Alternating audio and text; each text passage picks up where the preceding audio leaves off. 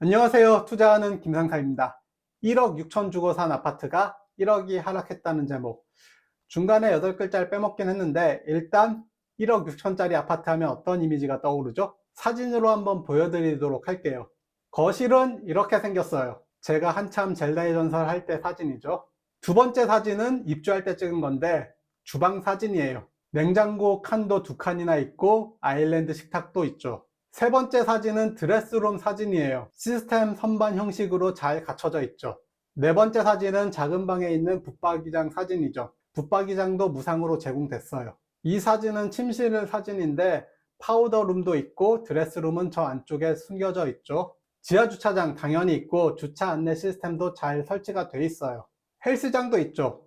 가구당 월 5,000원 내면 사용이 가능하고 제가 1인 가구여서 혼자 5,000원을 내는데 3인 가족이라고 하면 3명이서 5,000원을 내고 사용하는 거죠. 그 외에 도서관, 독서실, 골프 연습장, 스크린 골프장, 어린이집, 게스트하우스, 사우나도 있죠. 아파트 조경도 나쁘지 않아요. 제가 2018년 8월에 샀으니까 그때 가격이 1억 6천. 그리고 2021년 11월 최고 고점 3억 4천까지 거래가 됐어요. 아까 제목에서 중간에 빠진 8글자 1억 이상 올랐다가 1억이 떨어졌죠. 최고 저점은 2억까지 왔었고 최근에 다시 상승하는 분위기예요. 제가 버틴 3가지 이유. 첫 번째, 산 가격보다 일단 올라 있죠. 두 번째, 실거주를 하고 있으니까 그냥 사는 거예요. 그리고 마지막, 금리가 정말 많이 올랐죠. 기준금리가 0.5%였다가 3.5%가 됐으니까 7배나 올랐죠. 사실 7월 달에 이사 갈 기회가 있긴 했어요. 34평 분양권 입주를 할 수 있었는데 저는 고정금리 2.3%라서 이자를 계산하니까 너무 많이 나와서 그 아파트를 수익을 남기고 전매를 하고 그냥 이 아파트에 더 살기로 했어요. 보시면 제 아파트 대출 내역인데 원금 26만 원이야 어차피 제 돈이고 이자 21만 원만 내고 있어요. 25평 3.5세대 아파트에 월세 21만 원에 사는 꼴이죠. 인터넷 기사들을 보면 영끌족에 대한 얘기가 좀 많이 나와요. 사실 영끌족 비중이 그렇게 높진 않을 거예요. 아파트는 금액이 워낙 비싸서 인생에 정말 큰 영향을 끼쳐요. 몇 억이 왔다 갔다 하잖아요. 그런데 아파트 살 때 보면 너무 대충 사는 사람들이 많아요. 이게 어느 정도냐면 자동차를 살 때나 핸드폰을 살 때 비교하는 것보다 더 대충 알아보고 사는 경우가 있죠. 그리고 집값 하락이나 금리 인상으로 이자 부담이 증가할 수 있다는 리스크를 생각하기보다 아파트 가격 상승이 주는 자산 증가만 생각하는 경우가 더 많아요. 로또를 사면 당첨될 것 같은 생각을 하잖아요. 근데 당첨 확률은 800만 분의 1인데 말이죠. 저도 영끌은 많이 해봤어요. 한 번은 부동산 투자할 때 갖고 있던 토지가 빨리 팔릴 줄 알고 신용대출까지 다 끌어다가 투자를 한 적이 있죠. 그런데 그 토지가 팔리는 데까지 3년이나 걸렸어요. 그때 대출 이자 갚느라 좀 많이 힘들었죠.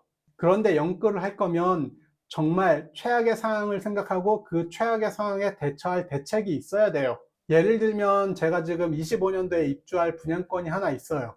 최상의 시나리오는 그 분양권에 프리미엄이 1, 2억이 붙어서 전매를 하는 거죠. 그리고 일반적인 상황은 그냥 가격이 유지돼서 제가 그 집으로 이사를 가는 거고, 최악은 마피가 나서 계약금을 모두 날리는 거예요. 이때 계약금을 모두 날렸을 때 대응할 수 있냐 없냐를 따져봐야죠. 대응하는 방법은 2가지가 있는데 계약금을 포기하고 혹은 계약금 이상으로 돈이 나갈 수도 있어요. 한 5, 6천만 원 손해를 볼 수가 있다는 얘기죠. 또 다른 하나는 들어가서 실거주를 하면서 버티는 방법이죠. 그런데 저는 실거주를 하려면 가진 다른 자산을 좀 정리를 해야 돼요. 이것도 최악의 경우에는 손실을 보고 정리를 해야 되죠. 그러면 결국 5, 6천만 원 이상의 손실을 볼 수가 있는 게 최악의 상황인데 이 돈을 버릴 수 있냐 없냐, 버리면 제 생활하는데 어떤 문제가 생기고 인생 계획에 어떤 문제가 생기는지 생각을 해봐야죠. 사실 지금 제가 살아가는데 이 돈이 없어도 생활을 잘 하고 있어요. 아쉽긴 하겠지만 제가 살아가는 생활 방식에 문제가 생기지는 않아요. 이런 식으로 최악의 시나리오를 생각한 다음에 제가 감당하고 받아들일 수 있으면 투자를 하는 거죠. 제가 처음 아파트를 살 때도 공부를 많이 하고 주말마다 돌아다닌 게 1년은 돌아다녔어요. 여러 가지 시뮬레이션을 해보기도 하고 그 중에서도 가장 최악의 상황에서 문제되는 게 있냐 없냐가 중요했죠. 투자 손실 난 게 아깝다는 것과 생활이 안 된다는 건 전혀 다른 문제잖아요. 최악의 경우 생활이 안 되거나 최근의 전세 사기처럼 다른 사람에게 큰 피해를 줄 수가 있죠. 그런데 이런 최악의 상황을 가정하려면 아는 게 많아야 돼요. 아는 게 많으려면 공부를 많이 해야겠죠. 오늘은 여기까지며, 다른 것보다 부동산 투자할 때는 최소 1년 이상 진심으로 공부를 하고 시작을 해야 돼요. 부동산 관련된 책 30권 정도는 읽고 이해를 다 해야 돼요. 저도 수익형 부동산, 부동산 전망, 부동산 이론, 청약 등 다양한 책으로 전반적인 지식을 만들고 투자를 시작했어요. 한두 푼 하는 것도 아니고, 특히 첫 집은 어찌 보면 인생에서 결혼만큼이나 중요한 결정이에요. 여기까지 시청해 주셔서 감사합니다.